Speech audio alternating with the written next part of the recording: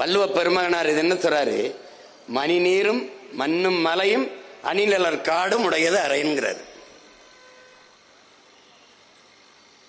அவரே விசிம்பின் துளி விழின் அல்லான் பசும்புல் தலை காண்பது அரிதுங்கிறார். ஒரு துளி மழை துளி ஒரு விண்ணிலிருந்து விழலை அப்படின்னா, ஒரு துளி விழலைன்னா பசும்புல் கூட முளைக்காதுன்ற.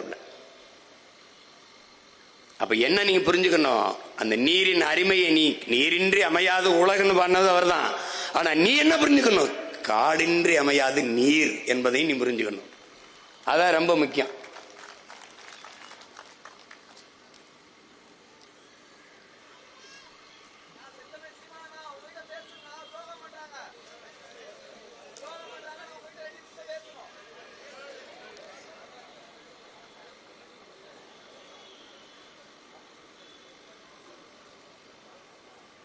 இப்ப என்னன்னா, இந்த மலைகளை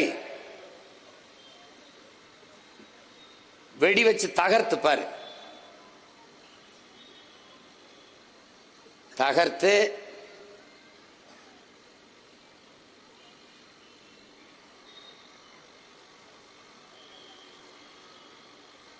எப்படி வெட்டிருக்கான் பாரு. ஒரு பல்ல பிடுங்கினா அதை எளிரோட பிடுங்கிட்டு அந்த இடத்துல எவ்வளவு பள்ளம் இருக்குமோ அது மாதிரி நம்முடைய மலையை அறுத்து கொண்டு போறான். நீ ஒரு தடவை இந்த மலையை பார்க்கும்போது, உன் தாயின் மாறை பார்க்கும்போது, பாலூட்டிய தாயின் மாறை பார்க்கும்போது, இதை அறுத்து உணவாக்கினால் சுவையாக சாப்பிடலாம் என்று உன் மனம் எண்ணுமா என்ற கேள்வியை நீ ஏறி பார்க்கணும். ஆனால் இந்த மலையை பார்க்கிற போது இதை வெட்டி வித்தால் காசாக்கலாம், நிறைய சம்பாதிக்கலாம் நினைக்கிற மனித மனத்தை நீ ஆழ்ந்து சிந்திச்சு பார்க்கணும். இது எவ்வளவு பேராபத்தானதுன்னு நீ பார்க்கணும். இதுல இது பாரு, ஏன் நான் இதை உனக்கு உதாரணமா சொல்றேன்னா, மழை இல்லை என்றால் மழை இல்லை என்பதற்கு சான்று நான் தான். இதே ராமேஸ்வரம், முதல்ல பார்த்த கடல் என்னுடைய ராமேஸ்வரம். அங்க எனக்கு கடல் இருக்கு, ஆனால் மழை பொழிவு இல்லை. வறண்ட மாவட்டமா நான் இருக்கேன்.